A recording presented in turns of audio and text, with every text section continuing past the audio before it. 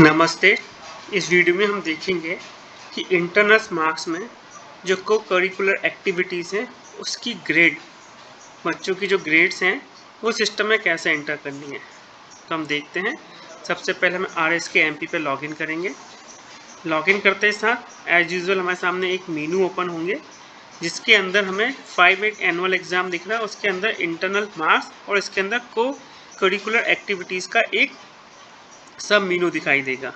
जैसे इस सब मेनू पे हम यहाँ पे क्लिक करेंगे और यहाँ पे एज यूजुअल जैसा कि मैंने आपको पिछले वीडियो में भी बताया था कि हमें यहाँ पे यूडाइस कोड डालना है। अगर हम टीचर्स या HM के लॉगिन से हम यहाँ पे लॉगिन करेंगे तो यहाँ पे बाय डिफ़ॉल्ट जो मैप यूडाइस कोड है वो दिखेगा। अगर हम किसी संकुल या VRC के लॉगिन से हम यहाँ पे एंट्री करेंगे तो हमें जिस स्कूल की हमें एंट्री करनी है उसका यूडाइस कोड यहाँ पे डालना होगा और यहाँ पे उसका हमें क्लास यहाँ पे सिलेक्ट करनी होगी। मैं फिर से आपको यहाँ पे दोहराना चाहता हूँ कि यूडाइस कोड सिर्फ उसके अंतर्गत विद्यालयों का ही आएगा। अगर संकुल है तो संकुल के अंदर जो हमने एग्ज़ाम सेंटर में मैप विद्यालय हैं वही, और BRC के अंदर जितने ब्लॉक के अंदर जो यूडाइस कोड आते हैं स्कूल्स के, सिर्फ उन्हीं का डेटा यहाँ पे शो होगा। जैसे हम यहाँ पे शो करेंगे तो हम देख पाएंगे कि यहाँ पे मैं बच्चे वाइज पूरे जो हमारे पास 11 हेडर्स थे जिनकी कल हम लोगों ने देखा था कि हमने प्रिंट लिस्ट कैसे निकाली थी, ग्रेड लिस्ट, वैसा ही सेम फॉर्मेट हमें यहाँ पे एक एंट्री फॉर्म में दिखेगा। अब हमें हर एक बच्चे के सामने उसके साहित्यिक, सांस्कृतिक, ऐसे 11 हेडर्स हैं। इन पे हमको यहाँ पे इनकी ग्रेड यहाँ पे देनी है। ये ग्रेड के बारे में भी मैंने कल ही आपको बताया था कि A+ से लेके F तक की ग्रेड कैसी है और किस मार्क्स को ये डिनोट करती हैं। तो यहाँ पे हम हर एक बच्चे के सामने उसको जो भी ग्रेड हम लोगों ने उनको दे रखी है, जो आपने फॉर्म में फिल कर रखी है, वही यहाँ पे हमें एंटर कर देना है। जब हम पूरी ग्रेड फिल कर देंगे और यहाँ पे नीचे देखेंगे वेरीफाई एंड सबमिट, तो सिस्टम हमें अलाउ करेगा कि ये पूरी की पूरी ग्रेड सबमिट हो जाए। अब मैं यहाँ पे आपको दिखा देता हूँ कि मैंने एक स्कूल ऑलरेडी ओपन कर रखा था जिसके अंदर मैंने काफ़ी ग्रेड पूरी अपने हिसाब से भर रखी हैं और मैंने यहाँ पे वेरीफाई एंड सबमिट पे गया। सबमिट करते साथ ही यहाँ पे एक सत्यापन का मैसेज आता है। जैसा कि मैंने बताया कि ये गोपनीय कार्य है, इसको गंभीरता से करना है और सिस्टम में भी जब आप यहाँ पे सबमिट करेंगे तो आपके डिजिटल फुटप्रिंट कैप्चर होंगे।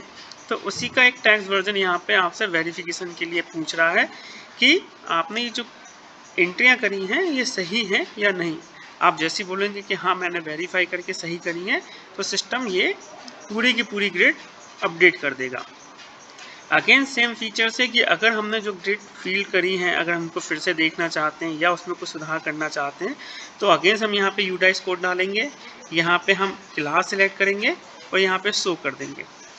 अगर फर्स्ट टाइम हमने अगर ये ओपन करा है तो हमें सब फील्ड ब्लैंक, जैसे कि हम यहाँ पे फॉर्म देख सकते हैं, सब चीज़ें हमें सिलेक्ट मतलब नॉन फिल दिख रही हैं।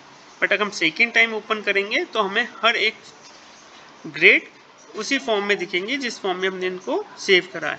अब अगर मुझे यहाँ पे किसी को चेंज करना है, जैसे मुझे A से B+ करना है, इस A को A+ करना है, जो भी हमको यहाँ पे चेंजेस करना है हम चेंजेस कर सकते हैं। अगर हम सिस्टम में चेंजेस कर रहे हैं तो हम यहाँ पे फिर से सबमिट कर देंगे। अगर कोई चेंजेस नहीं करना, सिर्फ देखने के लिए हमने ओपन करा, तो यहाँ पे रीसेट कर देंगे।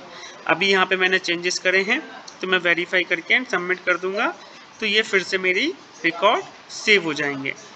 अगेंस्ट मैं आपको फिर से बताना चाहता हूँ कि कई बार लोग क्वेरी करते हैं कि हमने जो एंट्रियाँ कर दी हैं उसको हम कैसे करेक्ट करें। तो बहुत इजी है, जैसे आपने एंट्रियाँ फर्स्ट टाइम गई थी वही प्रोसेस अगर आप रिपीट करेंगे तो आपको सिस्टम अपडेट करने के लिए अलाउ कर देगा। अब हम एक बार फिर से पूरा क्विक रिकैप देखते हैं कि हमको इंटरनल मार्क्स में क्या क्या करना है। तो इंटरनल मार्क्स के अंदर सबसे पहले, जैसे कि मैंने पिछली बार बताया था, कि हमें यहाँ पे अपनी लिस्ट जनरेट कराने लिए और जो लिस्ट है उसका प्रिंट आउट निकाल के उसमें हाथ से पूरी एंट्रियाँ कर देनी है। और यहाँ पे हम दो टाइप की लिस्ट निकालते हैं, प्रोजेक्ट वर्क की और को करिकुलर एक्टिविटीज़ की। दोनों की जैसी लिस्ट सेम निकलेंगी, सेम आपको एंट्री फॉर्म दिखाई देगा। अब यहाँ पे हमें एक प्रोजेक्ट वर्क, उसकी हमें एंट्री करनी है, और जो दूसरा जो भी हमने लेटेस्टली देखा है को करिकुलर एक्टिविटीज़ है उसकी एंट्रियाँ करनी है। प्रोजेक्ट वर्क में भी एक हम लोगों ने चेंजेस करा है, तो मैं आपको एक बार और दिखा देता हूँ कि जो लास्ट वीडियो में हमने कैप्चर नहीं कर पाया था, कि यहाँ पे हमने प्रवेश पंजी क्रमांक ये फील्ड भी ऐड करी है। वैसे तो ये वेरिफिकेशन के समय ही हमें कैप्चर करनी थी, बट उस समय किसी कारण से ये फील्ड कैप्चर नहीं हो पाई, क्योंकि इसे पार्ट जो है ये एक फील्ड है जो महत्वपूर्ण फील्ड है जो मार्कशीट में आती है। तो मार्कशीट प्रिंट करने के समय हमें इस फील्ड की ज़रूरत पड़ेगी।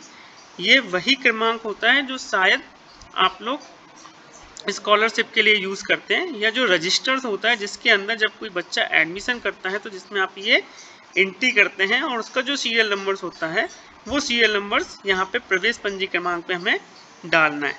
बाकी का पूरा फॉर्म जो प्रथम भाषा, द्वितीय भाषा, तृतीय भाषा है उसमें डालना है। लोगों की काफ़ी सारी क्वेरी भी आ रही थी कि अगर कोई बच्चा एब्सेंट है तो सर उसके केस में हम क्या करें, या तृतीय भाषा उसने नहीं ले रखी है उस केस में क्या करें। डेफिनेटली ये न्यूमेरिकल फील्ड है, इसके अंदर आप एब्सेंट नहीं डाल सकते हैं, तो आपको सिर्फ 0 करके इसको फिल कर देना है। सिस्टम ऑटोमेटिक समझ जाएगा कि अगर तृतीय भाषा में 0 है इसका मतलब वो नॉट एप्लीकेबल है, और अगर प्रथम भाषा, गणित में, विज्ञान में जो मैंडेटरी सब्जेक्ट है उसमें 0 है, मीन्स वो बच्चा एब्सेंट है, उसने अपना प्रोजेक्ट वर्क सबमिट नहीं करा, इसलिए उसके मार्क्स 0 हैं। और कोई अगर आपको टेक्निकल असुविधा होती है या और कोई दिक्कत आती है इस फॉर्म को फिल करने में, तो उसके लिए आप व्हाट्सएप ग्रुप पे या वीडियो की लिंक पे आप मैसेज डाल सकते हैं। धन्यवाद।